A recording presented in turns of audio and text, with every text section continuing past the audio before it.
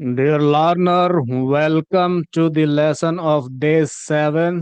The lesson is preposition. एक important lesson लेकिन सरल भी है, लेकिन बहुत इम्पोर्टेंट है। प्रीपोजिशन के बारे में आज हम लोग जानने वाले हैं। उम्मीद है आप ध्यान से आज का ये वीडियो लेसन अटेंड करेंगे। आइए डेफिनेशन देखते हैं। What is a preposition? Hindi में डायरेक्ट पढ़ते हैं। पूर्वसर्ग मतलब प्रेपोजिशन वह शब्द है जो नाउन या प्रोनाउन का संबंध वाक्य में किसी अन्य शब्द से बताता है। कहने का मतलब नाउन का या प्रोनाउन का वाक्य में सेंटेंस में अन्य शब्दों के साथ क्या संबंध है, ये बताता है प्रेपोजिशन। आमतौर पर स्थिति, दिशा, समय, स्थान या तरीके के बारे में जानकारी देता है। हमेशा की तरह चलिए हम एग्जाम्पल की ओर बढ़ते हैं और समझते हैं कि प्रेपोजिशन किस तरह से काम करता है, और हम लगातार आगे की ओर बढ़ते बढ़ते बढ़ता रहेंगे। इन इन एक प्रीपोजिशन है। इसका प्रयोग किस तरह से होता है, जब देखिए, the cat is in the box. The cat is in the box, इसका मतलब निकल रहा है बिल्ली बॉक्स के अंदर है। बिल्ली एक नाउन है और बॉक्स भी एक नाउन है। तो दोनों के बीच में क्या संबंध है? देखिए, दोनों के बीच में यह संबंध है कि बिल्ली बॉक्स के अंदर है। तो बिल्ली बॉक्स के अंदर है, वो कौन सा वर्ड हमें बताता है? ये प्रीपोजिशन इन हमें बताता है। इन, तो ये काम है प्रीपोजिशन का। आइए नेक्स्ट एग्जांपल देखते हैं। हमारे पास एक प्रीपोजिशन है on. The Apple is on the book. Apple है और बुक है, तो ये एप्पल कहाँ पर है? सेब किताब के ऊपर है। तो ये ऑन क्या बताता है? कोई चीज कहाँ पर है, पर के ऊपर। Under, the ball is under the table. गेंद मेज के नीचे है। ये के नीचे के लिए ये अंडर बता रहा है। नेक्स्ट टू, नेक्स्ट टू का मतलब के बगल में। The bag is next to the plant. पौधे, सॉरी, बैग पौधे के बगल में है। Behind, the boy is behind the tree. लड़का पेड़ के पीछे है। In front of, the boy is in front of. देखिए, कहीं कहीं पर ये दो वर्ड का भी हो सकता है, जैसे यहाँ नेक्स्ट और टू है। उसी तरह यहाँ पर तीन वर्ड का ये प्रीपोजिशन है, इन फ्रंट ऑफ। और इसका मतलब देखिए क्या निकल रहा है? लड़का कार के सामने है। के सामने के लिए हम लोग इन फ्रंट ऑफ का यूज करते हैं। The bench is between the trees. Between मतलब बेंच पेड़ों के बीच में है। कहाँ पर है बेंच? दो पेड़ों के बीच में है। Above, the plane is above the clouds. हवाई जहाज बादलों के ऊपर है। Below, the fish is below the surface. मछली सतह के नीचे है, पानी का सतह है उसके नीचे है। विथ का मतलब के साथ। The girl is with her dog. कैसे है? The girl is with her dog. लड़की अपने कुत्ते के साथ है। प्रीपोजिशन ऑफ प्लेस, ये एक टाइप है। बहुत ही इंपॉर्टेंट टाइप में से एक है प्रीपोजिशन ऑफ प्लेस। ये जगह के बारे में बताता है। और जस्ट एग्जाम्पल के लिए, आपको सिखाने के लिए, समझाने के लिए, तीन प्रीपोजिशन मैंने लिया है और स्पेशली ये प्रीपोजिशन ऑफ प्लेस है। आइए हम लोग एग्जाम्पल के साथ देखते हैं। The key is in the drawer. The key is in the drawer, चाबियां दराज में हैं, दराज के अंदर हैं, ड्रॉवर के अंदर हैं। सी इज इन द क्लासरूम, वह कहाँ पर है? कक्षा में है, मतलब कक्षा के अंदर है। वी लिव इन दिल्ली, हम दिल्ली में रहते हैं। बड़ा शहर के बारे में जब हम बात करते हैं, किसी बड़े शहर में रहते हैं, तो उसके लिए हम लोग यूज करते हैं इन। तो ये भी एक हमारा प्रीपोजिशन हुआ। ऑन, जब हम कोई चीज या कोई चीज ऊपर में है, किसी चीज के ऊपर में, और वो उस दूसरे चीज को टच करते हुए अवस्थित है, स्थित है, तो उसको हम लोग ऑन, हाँ, उस जगह पे हम लोग ऑन प्रीपोजिशन का यूज करते हैं। जैसे the pen is on the table, कलम मेज पर है।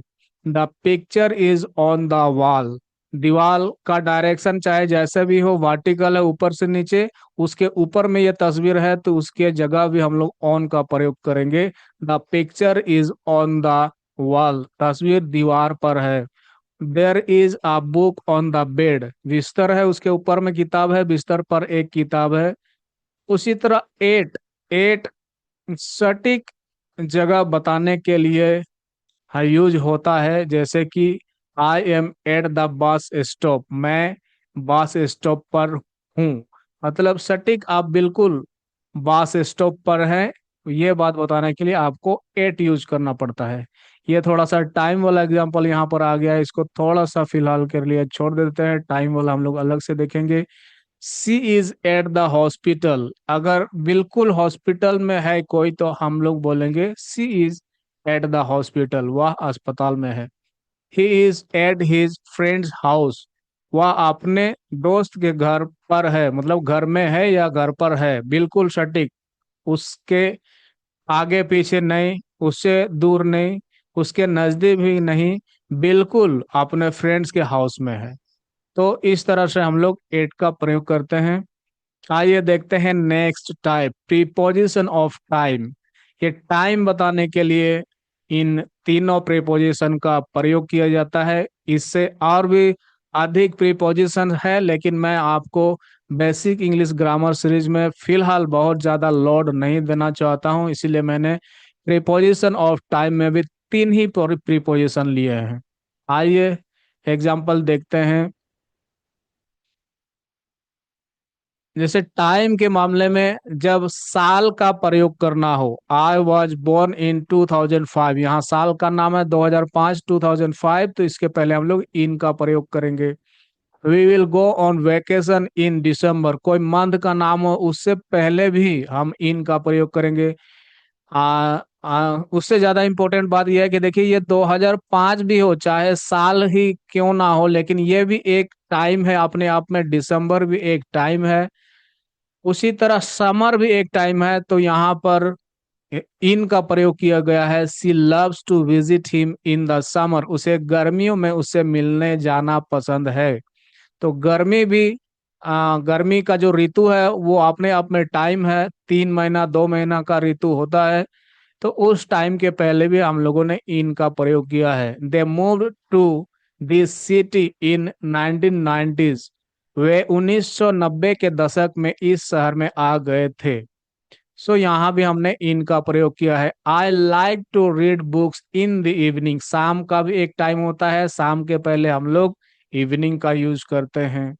आइए नेक्स्ट एग्जाम्पल हम लोग देखते हैं, प्रीपोजिशन ऑन का। यहाँ पर ऑन है, ऑन का एग्जाम्पल देखते हैं। दिन का नाम के पहले देखिए, we have an English test on Monday, तो ये मंडे दिन का नाम है, दिन के पहले ऑन का प्रयोग होता है। ये दिन भी समय ही है अपने आप में। My birthday is on 10th मार्च, दिन और तारीख के पहले हम लोग ऑन का प्रयोग करते हैं, और दोनों ही टाइम है, मंडे भी टाइम है, और ये डेट भी अपने आप में एक टाइम है। सो उस तरह से डेट के पहले भी हम लोगों ने ऑन का प्रयोग किया है।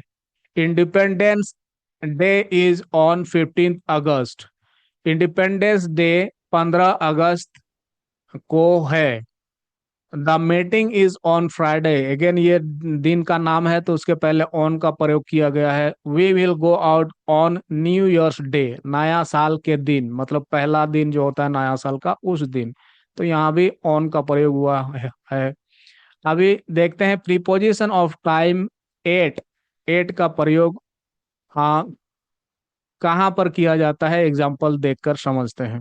Number one example, the class starts at 9 o'clock। जब हम लोग सटीक टाइम का बात करते हैं 9 बजे, तो सटीक टाइम के पहले एट का प्रयोग किया जाता है। आई वेक अप एट 6 AM। ये एकदम घड़ी का दूसरा याद करने का तरीका ये है कि जब भी हम घड़ी का समय का बात करें, वो चाहे कुछ मिनट ही क्यों ना हुआ हो, कुछ सेकंड क्यों ना हुआ हो, लेकिन घड़ी के अनुसार वो तो एक सटीक समय है। वैसे सिचुएशन में हम लोग एट का प्रयोग करते हैं। जैसे the train arrives at four sorry, the train arrives at 5:45 PM। We have dinner at 8 o'clock। हम रात का खाना 8 बजे खाते हैं। The program will begin at noon. Noon के पहले भी एट का प्रयोग होता है, याद रखिए। और नून और नाइट के पहले भी, नून और नाइट के पहले भी एट का प्रयोग किया जाता है। ये आपको याद रखना है डियर स्टूडेंट। आइए और कुछ मैंने आपके लिए एग्जाम्पल प्रीपोजिशंस लिए हुए हैं, उनको भी समझते हैं। जिसे इस प्रीपोजिशन का नाम है preposition of direction and movement. इससे हम लोग को दिशा और गति का पता चलता है, या दिशा और गति दर्शाने के लिए इस तरह के प्रीपोजिशन का प्रयोग किए जाते हैं। यहाँ सबसे पहला एग्जाम्पल है टू। टू के सभी एग्जाम्पल्स पढ़ लेते हैं, उसके बाद हम लोग फ्रॉम को भी देखेंगे। देखिए, I am going to the market. I am going to the market मतलब मार्केट की तरफ जा रहे हैं, या आप मार्केट ही जा रहे हैं। हम हिंदी में इस तरह का वर्ड नहीं यूज करते हैं कि मैं बाजार तक जा रहा हूँ, लेकिन इंग्लिश में यूज करना जरूरी होता है। I am going to the market, इससे पता चलता है कि आप मार्केट तक जा रहे हैं। She went to Delhi yesterday. वह कल दिल्ली गई। यहाँ भी हम लोग हिंदी में कभी नहीं बोलते हैं कि वह कल दिल्ली तक गई, लेकिन इंग्लिश में थोड़ा सा आपको ये टू प्रेपोजिशन यूज करना जरूरी होता है। We are travelling to the mountains. हम लोग उस पहाड़ तक यात्रा कर रहे हैं, हम पहाड़ों की ओर यात्रा कर रहे हैं। Please send this letter to my friend. कृपया यह पत्र मेरे मित्र को भेज दो।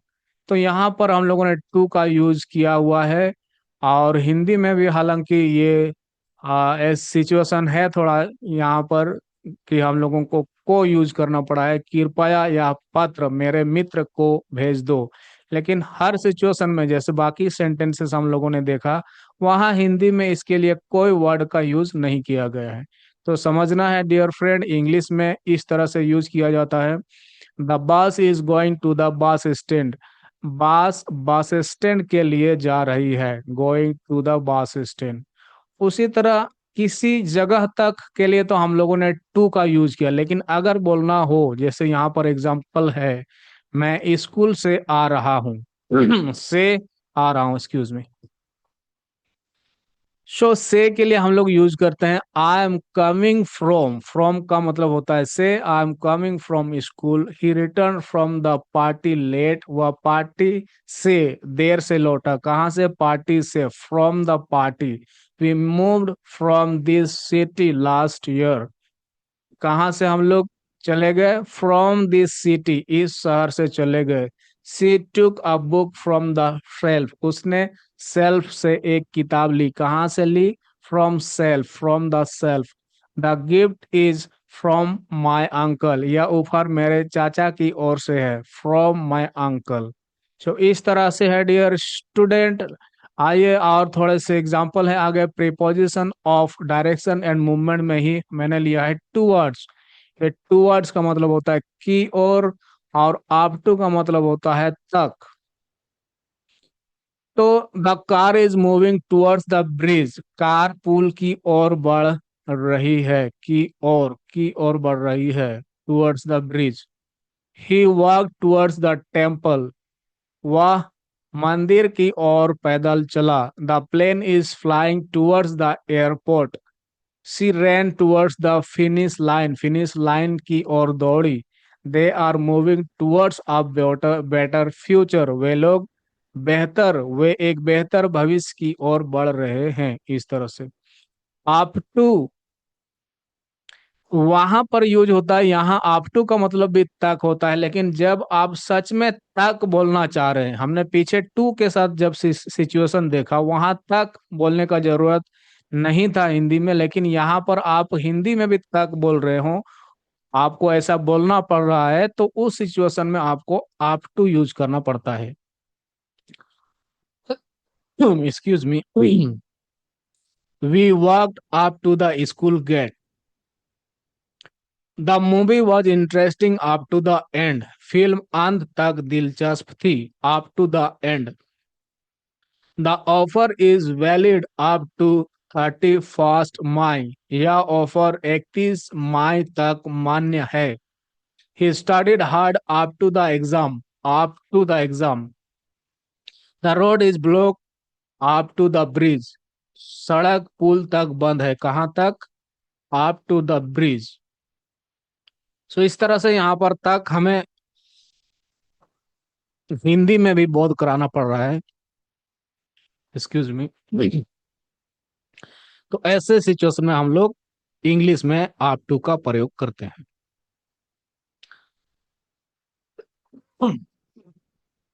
सो उम्मीद है आज का लेसन आपके लिए इम्पोर्टेंट रहा।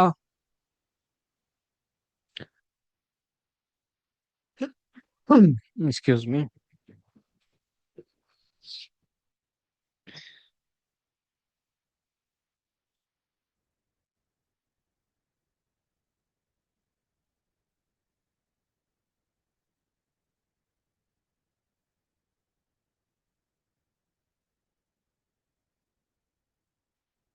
आपने लेसन को समझ लिया होगा, और इस तरह से हम आगे लेसन सीखते रहेंगे। आप मेरे YouTube चैनल को जरूर सब्सक्राइब कर लीजिए, और जो भी दिक्कत आए, जो भी पूछना हो, जो ना समझ में आए, या कम से कम मुझे फीडबैक देने के लिए होने से भी मैं किस तरह से पढ़ा रहा हूँ उस पर्पज से जरूर कमेंट करिए। और किसी जरूरतमंद अपने साथियों को ये वीडियो लेसन जरूर शेयर करिए। हम जल्द मिलते हैं न्यू लेसन के साथ। Till the time, this is your spoken English teacher and personal transformation coach, Durga Hamram, signing out. Take care.